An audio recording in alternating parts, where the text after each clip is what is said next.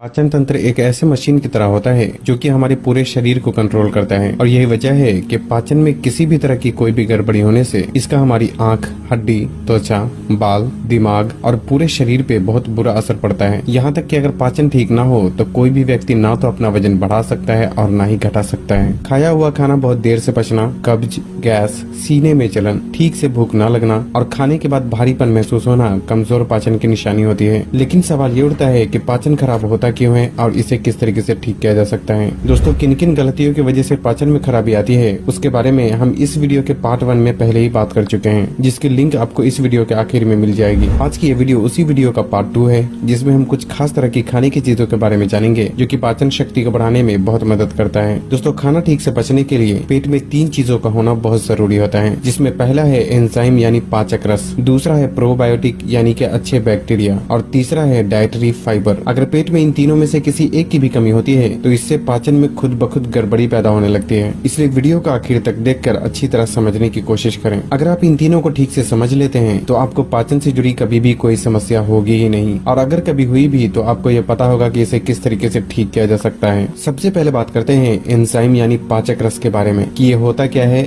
और कौन कौन सी चीजों को खाकर इसकी कमी को पूरा किया जा सकता है। दोस्तों, पाचक रस हमारे पेट में खाने को तोड़ने का काम करता है, इसलिए खाना जल्दी और आसानी से पचने के लिए पेट में पाचक रस की सही मात्रा का मौजूद होना भी बहुत जरूरी होता है। शायद आपने ध्यान ना दिया हो, लेकिन जब भी आप पाचन से जुड़ी समस्याओं के लिए डॉक्टर के पास जाते हैं तो अक्सर ही डॉक्टर जाइम के नाम से बोतल में एक दवाई देता है। दरअसल उस बोतल में एंजाइम यानी पाचक रस ही दवा के रूप में मौजूद होता है, लेकिन आमतौर पे हमारे शरीर में बिना दवाई के ही लगभग 3 तरह से पाचक रस की जरूरत प्राकृतिक रूप से ही पूरी हो जाती है, जिसपे हमें और आपको ध्यान देने की जरूरत है। पहले तो हमारे मुंह के अंदर जो लार होती है उसमें भी पाचक रस मौजूद होता है, इसलिए खाना जितना ज्यादा चबाकर खाते हैं उतनी ही ज्यादा मुंह की लार भी खाने के साथ पेट में पहुंचती है और उस लार में मौजूद पाचक रस खाने को आसानी से पचाने में मदद करता है। इसलिए खाना हमेशा ही अच्छी तरह चबाकर खाना चाहिए। आमतौर पे एक लुकमे को कम से कम 30 से 35 बार चबाना एक बेहतर तरीका माना जाता है। उसके बाद खाना पेट में जाने के बाद हमारा पेट भी पाचक रस प्रोड्यूस करता है, जिससे कि खाना को और भी अच्छी तरह तोड़ना आसान हो जाता है। लेकिन यहाँ समस्या ये है कि अक्सर ही लोग खाने के तुरंत बाद ही पानी पी लेते हैं और खाने के तुरंत बाद पानी पीने से पेट में पाचक रस की मात्रा ठीक से नहीं निकल पाती, जिससे कि पाचन में गड़बड़ी होने लगती है। इसलिए पानी हमेशा ही खाना खाने के कम से कम आधे घंटे बाद ही पीना चाहिए ताकि पेट में पाचक रस ठीक से निकल सके।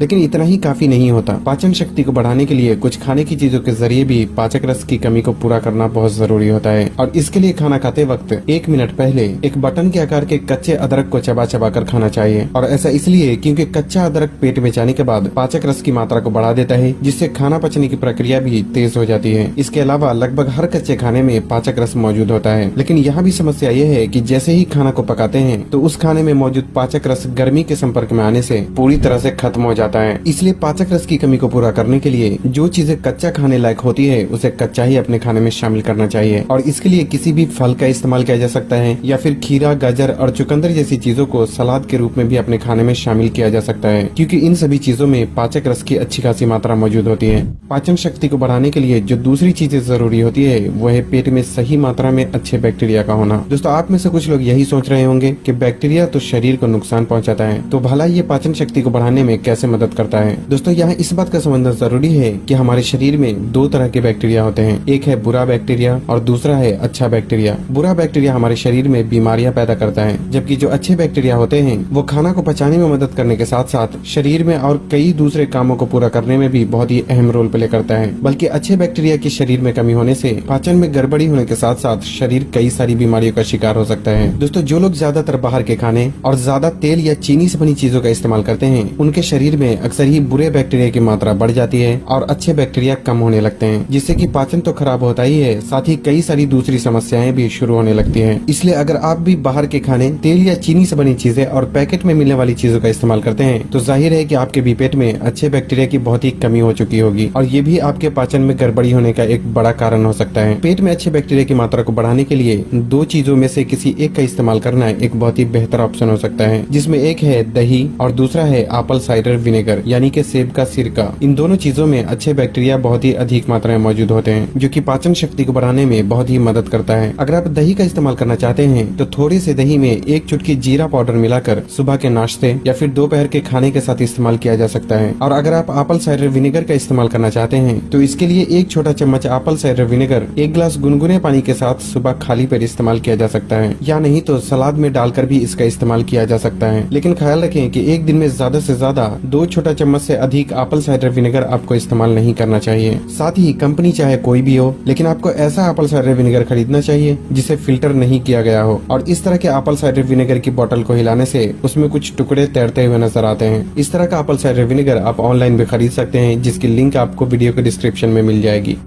पाचन शक्ति को बढ़ाने के लिए जो तीसरी चीजें जरूरी होती है वो है डाइटरी फाइबर। दोस्तों, अगर आपके खाने में फाइबर ना हो तो आपको कब्ज होना और खाने के बाद पेट में गैस बनना पक्की बात है। और ऐसा इसलिए क्योंकि वो खाने में मौजूद फाइबर ही होता है जो कि सभी पोषक तत्वों को कंट्रोल करता है, और ये आंतों में जमे वेस्ट पदार्थ को शरीर से बाहर निकालने का भी काम करता है। इसलिए हर किसी के लिए ये समझना जरूरी है कि किस खाने में फाइबर होता है और किस खाने में नहीं होता। दोस्तों, किसी भी खाने में जो रेशे होते हैं उसे ही फाइबर कहा जाता है, जो कि खाने को पचाने और आंतों में जमे वेस्ट पदार्थ को नीचे की तरफ धकेलने का काम करता है, जिससे कि कब्ज की समस्या हमेशा ही दूर रहती है। लेकिन समझने वाली बात यह है कि बाहर जो चीजें खाने के रूप में मिलती है उसमें तो वैसे भी फाइबर बिल्कुल भी नहीं होता, लेकिन जो खाने घर में पकाए जाते हैं उनमें से भी कुछ खाने में फाइबर नहीं पाया जाता, जैसे कि सफेद चावल, महीन आटे से बनी रोटी, मैदे से बनी चीजें, गोश्त, मछली, अंडा और सभी तरह के नॉनवेज में फाइबर बिल्कुल भी नहीं पाया जाता। यही वजह है कि जब आप रोटी या चावल के साथ किसी भी नॉनवेज का इस्तेमाल करते हैं तो अगली सुबह आपको कब्ज की समस्याओं का सामना करना पड़ता है, क्योंकि जो खाना आपने खाया था उसमें फाइबर था ही नहीं। लेकिन इसका मतलब ये बिल्कुल भी नहीं है कि आप रोटी, चावल या गोश्त, मछली नहीं खा सकते, बल्कि जब भी आप इन चीजों को खाते हैं तो साथ में 1 से 2 ऐसी चीजों को जरूर खाना चाहिए जिसमें फाइबर ज्यादा मात्रा में मौजूद हो, ताकि शरीर में फाइबर की जरूरतों को भी पूरा किया जा सके, जिससे कि कब्ज और गैस की समस्या न हो। सवाल ये उठता है कि फाइबर की कमी को किस तरीके से पूरा किया जा सकता है। दोस्तों, 2 तरीके हैं जिससे कि फाइबर की कमी को पूरा किया जा सकता है। पहला है खाने की चीजों के जरिए और दूसरा है फाइबर सप्लीमेंट के जरिए। खाने की चीजों में फल,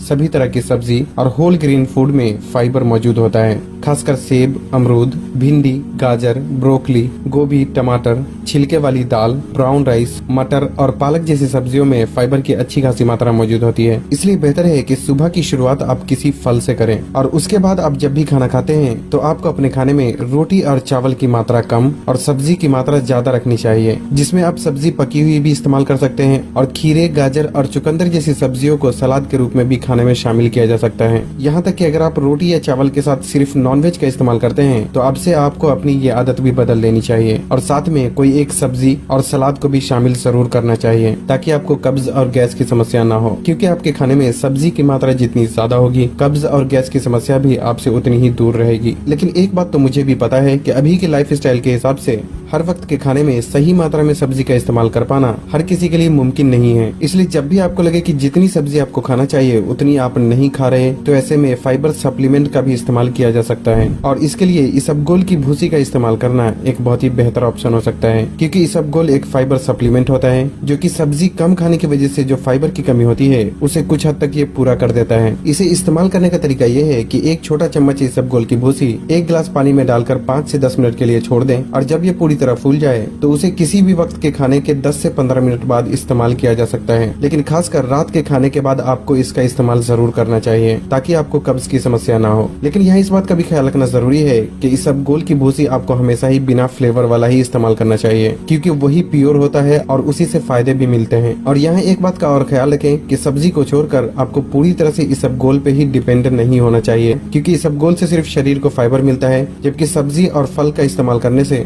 फाइबर के साथ साथ विटामिन्स और मिनरल्स भी शरीर को मिल जाते हैं, जो कि शरीर के कई तरह के फंक्शन में मददगार होते हैं। इसलिए इसबगोल की भूसी इस्तेमाल करने के साथ साथ जहाँ तक हो सके फल और सब्जियों को भी अपने खाने में शामिल जरूर करना चाहिए। अगर आपको ये वीडियो हमारा अच्छा लगा हो तो वीडियो को लाइक करिएगा, सभी दोस्तों में वीडियो को शेयर करिएगा और हमारे फेसबुक पेज को फॉलो करना मत भूलिएगा।